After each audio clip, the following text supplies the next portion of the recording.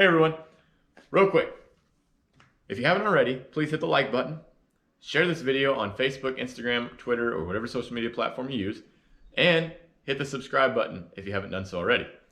Those are the three biggest things you can do to help our channel grow and to support our channel. That brings me to my next thing. A lot of people have been asking about how they can support us. And while we appreciate the offer to give monetary donations, we just don't accept them. What you can do instead is there's a link down below in the description.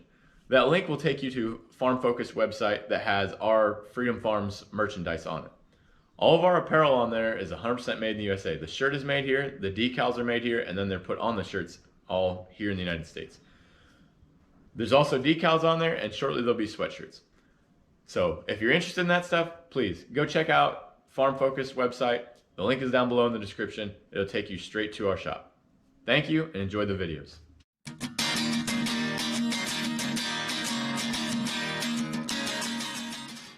Hey everyone, welcome to the channel. If it's your first time here, think about subscribing. There's going to be several videos of this barn build. It is going to take probably about 20 videos worth to show the whole build from start to finish. The concrete work and the dirt work was done by Armstrong Concrete, but everything else structure-wise, my wife and I did. So I hope you enjoy it.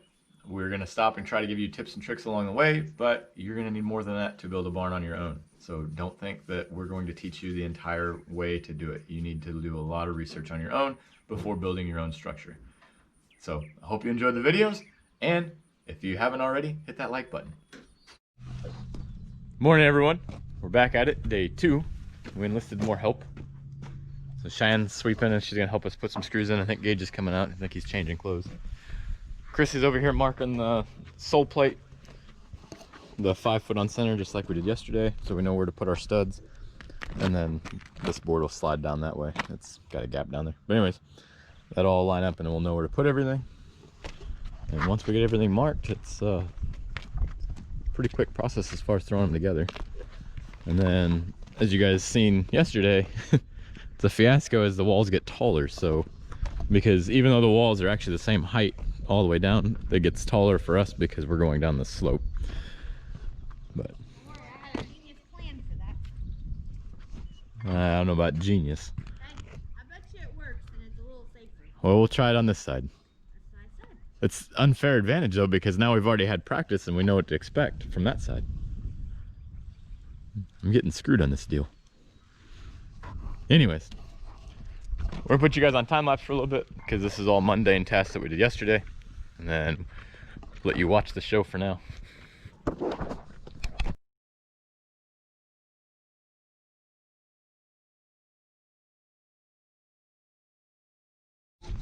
You can probably see it in the background.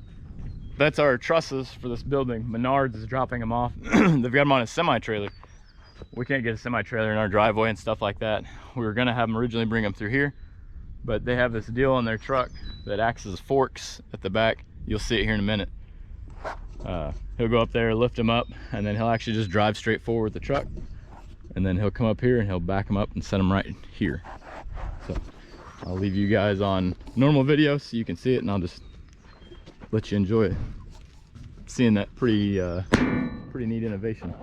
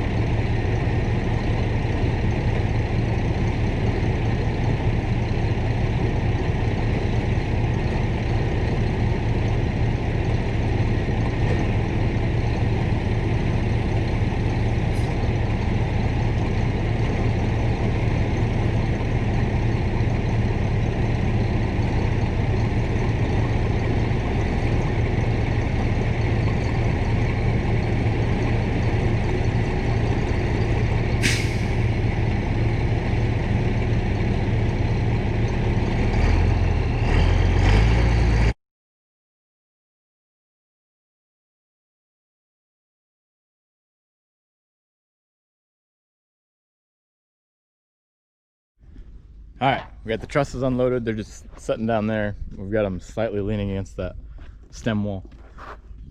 Bye, Chris. Thank you. We appreciate it.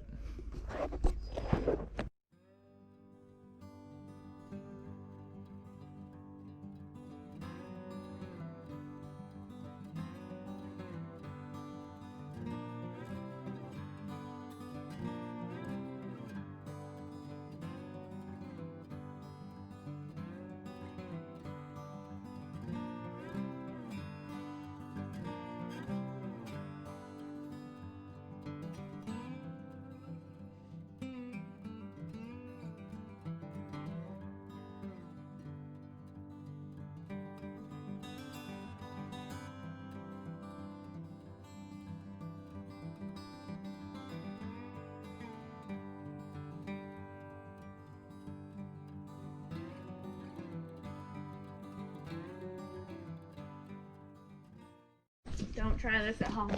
Yeah, don't try this at home. However, as you can see, our ladders are getting to a point where they're not quite long enough. It's a lot safer, in this case, to be on the loader of the tractor. And so we're gonna use this basket to put Chrissy or I in, and we'll raise it up. Basically, we'll lower it down, put whoever in it, lift it up, park the tractor, let them do their stuff, and then bring them back down. Nobody's gonna climb up on it like I've been doing on the big one. Safety disclaimer, hydraulics can leak and the hoses can bust, so You can fall. yeah, so only do it if you trust your equipment. And the other thing is that that basket, if you love or like or anything in between the people that are going to be in that basket, use a ratchet strap or something to hold it on the forks so it can't come off. And don't let Chrissy drive. Now that's the So truth. put Chrissy in the basket. All right, let's get back to work.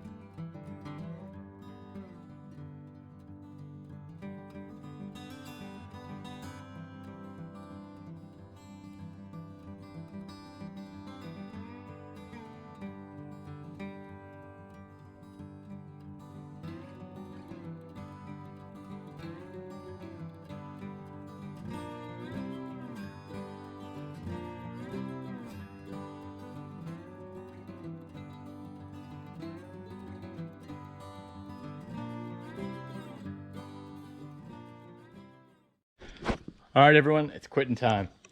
So today we worked almost 8 hours, pretty close to it. We fell behind a little bit with the truss delivery. It just took a little longer than we expected because we had an issue. A dump truck accidentally hit our mailbox when the semi truck was parked on the road. So anyways, we went and just let them know that they hit it. Anyway, so I've started getting the purlins on the side. That's what this 2x4 is, right here along a little off the bottom. You don't ever want to put these directly on the bottom, even though the metal is going to come over this and then it'll go over the edge of the concrete. Any condensation or anything like that is going to cause that board to rust. So if you, or sorry, not rust. I don't know what I'm thinking. It's going to cause that board to rot. If you're going to use a 2x4 and you're going to put it directly on this concrete, it needs to be pressure treated just like this 2x6 is. The next thing is, made a spacer for this. So it's 25 inches from the top of this concrete to the bottom of this purling. The reason it's like that is because I wanted to measure it. I want to make sure that these purlins stay level all the way across. The reason being is once we get everything on and together and we start throwing metal up, the goal is to be able to put all this metal up, get it all tacked, and then just pop a chalk line. The chalk line will make a string mark all the way across our metal, and then we can simply just go straight down the line and just put screws in where they're supposed to, on the spacing that they're required. So we'll continue this purlin all the way down. It'll be spaced the same distance off of the concrete just like it is there. We'll do the same thing on the opposite side. The walls, we didn't quite meet our goal. Yes, the trusses did take us a little longer, and then we had to move them. The truck wasn't able to get in here like we were hoping for. Not a big deal. I mean, it's just tight quarters and it's kind of hard to unload it. So we used the tractor and moved them over here. You saw that. We didn't want them to fall down. The driver made a good point. At first I was like, I don't care, you know, if they fall, they fall. But then he's like, well, you know, all the end trusses are on the bottom then. I said, oh, well, actually I need the end truss first. So there's a difference between the trusses. I'll show you that when we get to there. But other than that, we're happy with what we got. It's two people, so it is going to take a little longer. And then we took breaks. So like we took like an hour lunch, and then we took like another 20 or 30 minute ice cream break. And then we were talking with Kevin when he stopped by. We talked with him. Nothing too important, but we wanted to see if he had a mechanism we could put on our forks, like a post or like a metal pole, that we could extend the forks out several feet. And, he didn't have anything, or at least he doesn't think he did. He thought he had a boom pole, but he's not sure if he does. We reached out to another friend, and they have something that'll work. It's 10 feet long. It's a 3-inch by 3-inch square tube. We'll put that on the end of there. We're going to use it to lift our to lift up the remainder of our walls, because the tractor is just out of, like, that was the last wall I could reach to, and that's up there a ways. That's just shy of probably 18 feet. It's up there pretty high. But we can't reach high enough to get the walls up there, and it's very difficult. They fall apart sometimes on us when we try to do it by hand. That's kind of hard to see because of sunset. Beautiful sunset. I know you can't see very well on here, but it is beautiful. But this is where we're at on day 2. So we've got walls all the way down to here, this is 110 feet of the building right here. So it's, when you look at this total, that's 220 feet of wall up in roughly 14 working hours with 2 people. And I mean, not that our equipment's bad by any means. We love our equipment, and it works well for what we actually bought it for, which is like cutting hay and you know, that stuff, feeding hay.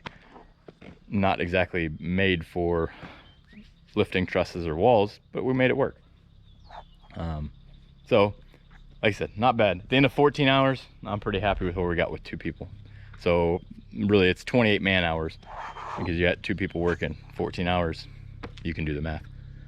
But we're pretty happy with it. And on that note, like I said, we're gonna call it a night. So this is the end of day 2.